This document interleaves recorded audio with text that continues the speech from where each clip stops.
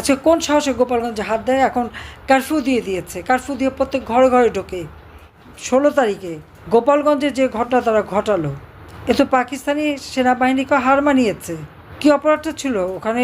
ছাত্র জনতার সেনাপ্রধান সহ এবং গোপালগঞ্জের এলাকায় ৫৫ ডিভিশন দায়িত্বপ্রাপ্ত তাদের বলবো যে এইভাবে সাধারণ মানুষকে হত্যা নির্যাতন করা এটা বন্ধ করতে হবে। এটা আমাদের সেনাবাহিনী তো পাকিস্তানি হানাদার বাহিনী না, যে তাদের আচরণ কেন এমন হবে?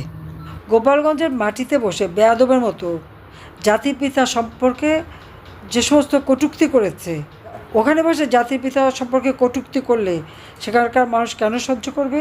সেনাবাহিনীর সৈনিকরা আমার কাছে দাবি করেছিল দুপুরে তাদের ডাল রুটি খেতে দেয়, আর সকালে এক মগ চা আর শুধু একটা পুরি।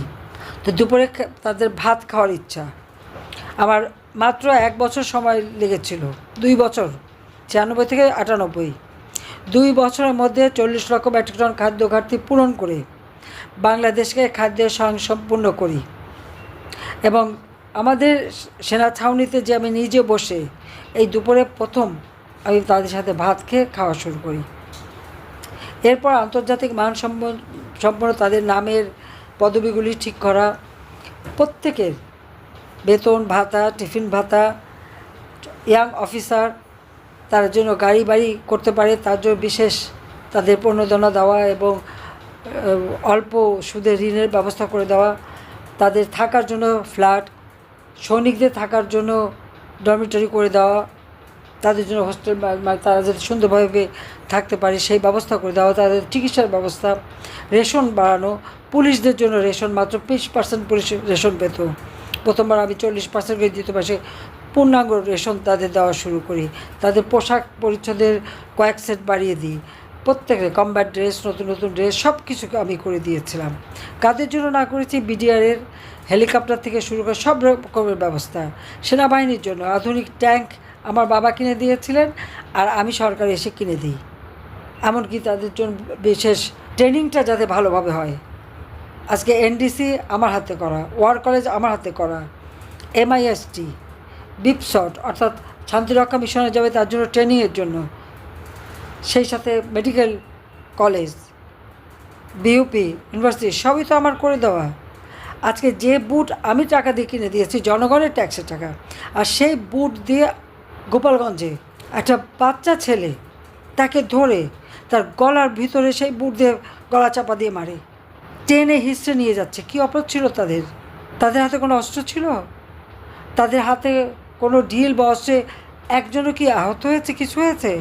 মিথ্যা একটা রটনা রটায় এবং এই মানুষগুলিকে ধরে ধরে তারা পাখির মতো গুলি করে ফেলে দেয়।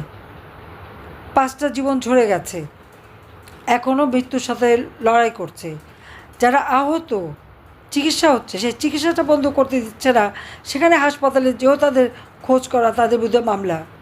যারা মার খেলো তাদের বিরুদ্ধে মামলা। আর বঙ্গবন্ধুর বিরুদ্ধে যখন কথা বলে, গোপালগঞ্জের মানুষ কি চুপ থাকতে পারে? আর এই সেনাবাহিনী আমি বলবো কাদের হাতে তৈরি? ওটা তো বঙ্গবন্ধু শেখ মুজিবের হাতেই তৈরি। সেটা তারা ভুলে যায় কেন? এই সেনাবাহিনীকে তো জিয়াউর রহমান, এরশাদ, খালেদা জিয়া এরা সবাই ব্যবহার করেছে তাদের ক্ষমতা দখলের জন্য। আর আওয়ামী লীগ ক্ষমতা এসে কী করেছে?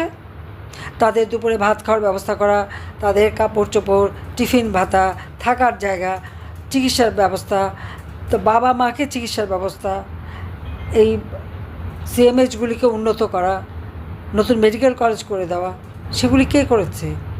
আজকে শান্তিরক্ষা মিশনে যে 1 নাম্বার, আমি যদি বিপসট করে না দিতাম, আমি যদি ওভাবে তাদেরকে ট্রেনিং করায় না দিতাম, তাহলে আর এই সুযোগ কি পেত না। আর আজকে সেখানে কয়েকটা লাফাঙ্গা ছেলে, এরা কোথা থেকে এসছে? এই যে কটা গেছিলো, আপনারা অতীতে তাদের দেখেন, এরা অনেকেই তো ছাত্রলীগে ছিল। বঙ্গবন্ধু নামে কত সুন্দর সুন্দর লেখা তারা লিখেছে, ফেসবুক খুঁজলে পাবেন। আর এখন যে বঙ্গবন্ধুর বিরুদ্ধে কথা বলে, তার নাম মুছে ফেলবে, তো এরা কোন ধরনের চরিত্রের একবার চিন্তা করে দেখেন তো। টাকার কাছে সব বেচা খেয়ে গেছে, বেচা খেয়ে এখন তারা এরা যা বলে তাই শোনে। ইউনূসের মেটিকুলাস ডিজাইন। আজকে কোন সাহসে গোপালগঞ্জে হাত দেয়? এখন কারফিউ দিয়ে দিয়েছে, কারফিউ দিয়ে প্রত্যেক ঘরে ঘরে ঢোকে। মেয়েদের উপরে অত্যাচার, শিশুদের উপরে অত্যাচার, চরমভাবে নির্যাতন চালাচ্ছে গোপালগঞ্জে। আমি আপনাদের সবাইকে বলবো, যে যেখানে আছে এটা সোচ্চার হন। ইনুস যে গণহত্যা চালিয়েছে, সেখানে কী হয়েছে, তার ওই কয়েকটা মানে মায়ে খাদানো বাপে খাদানো কতগুলি তাদের দিয়ে দল করেছে। এমন কি দল করলো, তাদের পাশে নাকি জনগণ আছে, তাহলে ওরকম সেনাবাহিনী তাদের জন্য আমি যে এপিসি কিনে দিয়েছি, সেই সাজোয়া যানের মধ্যে ঢুকে পালাতে হয় কেন? আর যাবার আগে লোকজন, সেনাবাহিনীর সাজোয়া বাহিনী, পুলিশ পাহারা দিয়ে যে বক্তৃতা দিতে হয় কেন? আমরা তো অপোজিশনে ছিলাম, গুলি বোমা গ্রেনেড সবই তো মোকাবেলা করেছে, আমাদের কখনো এরকম সাজোয়া জানি করে তো পালাতে হয়নি। মৃত্যুকে সামনে নিয়েই আমরা চলেছি। আসলে ক্ষমতা আসতে না আসতেই 6 মাসের মধ্যে তাদের এত টাকা পয়সা হয়ে গেছে, এত সম্পদ করে ফেলেছে। আর ক্ষমতার মোহ ইউনূসের মতনই, যেমনই সে তেমনি তার চেলারা, তেমনি তার উপদেষ্টা, সব কটা বিদেশি নাগরিক। সেই বিদেশি নাগরিকগুলি এখানে এসে বসে আছে আমাদের সংবিধান লঙ্ঘন করে, আবার বড় গলায় সে কথাও বলে। একদিন এগুলি সব শাস্তি হবে। আর আজকে যে গণহত্যা হয়েছে, এর জন্য সমস্ত দায়িত্ব ডক্টর ইউনূসকেই নিতে হবে, কারণ তার এটা মেটিকুলাস ডিজাইনের অংশ। তারা বাংলাদেশটাকে ধ্বংস করে দিতে চাচ্ছে, স্বাধীনতা ধ্বংস করে দিয়েছে, জনগণের অধিকার ছিনতাই করেছে। হাজার হাজার লোক আছে আজকে আমাদের কারাগারে। আওয়ামী লীগেরই তো প্রায় 1-1.5 লক্ষ মানুষ কারাগারের মধ্যে শোবার জায়গা দিতে পারে না। একেবারে বাথরুমের সামনের থেকে শুরু করে সব জায়গায় মাটির মধ্যে ফেলে রেখে দিয়েছে সবাইকে। অপরাধটা কি তাদের? স্বাধীনতা এনে দিচ্ছে, এটাই অপরাধ। কাজে সবাইকে আমি এটাই বলবো যে এই অন্যায় অবিচার আর মেনে নেওয়া যায় না। প্রত্যেকে যে যেখানে আছে এর প্রতিবাদ করতে হবে।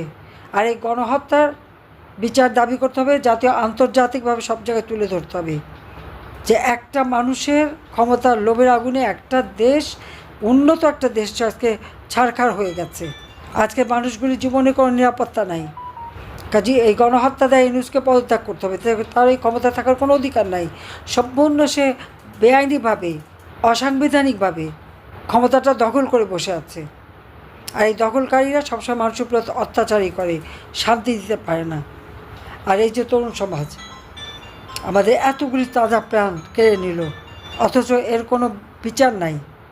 উল্টা আমার যারা আজকে আহত তাদের বিরুদ্ধে মামলা। কাফন দাফনটা বন্ধ করতে দেয়নি, আপনারা জানেন। ওই পুলিশ সেনাবাহিনী দাঁড়িয়ে থেকে আত্মীয় স্বজনের বাধ্য করছে কবর দিতে, জানাজাটাও পড়তে দেয়নি বা হিন্দুদের সৎকারটাও করতে দেয়নি। আমি অবাক হইনি, কারণ আমার বাবা মা ভাইদের সাথেও তো একই আচরণ করছে। আমার আব্বা তো কিছু নিয়ে যাননি, বাংলাদেশকে দিয়েই গেছেন। আমরা তো কিছু চাই না, চেয়েছি শুধু দেশের মানুষের কল্যাণ। নিজের ছেলে মেয়ে বোনের বাচ্চারা, তাদের তো কোনোদিন ক্ষমতা থেকে কিছু দেয়নি। যে গোপালগঞ্জে কেন রক্ত ঝরল, কেন ছেলেরা হত্যা করা হলো ছেলেদের। আর এই কারফিউ দিয়ে বাড়ি বাড়ি ঢুকে ঢুকে যাদেরকে নিয়ে যাচ্ছে তাদের আর খোঁজ পাওয়া যাচ্ছে না। কত যে মানুষকে হত্যা করা হয়েছে তার ঠিক নেই। কাজে এই অবস্থা থেকে দেশকে রক্ষা করার জন্য সকলকে ঐক্যবদ্ধ হয়ে কাজ করতে হবে। জয় বাংলা, জয় বঙ্গবন্ধু, বাংলাদেশ চিরজীবী হোক।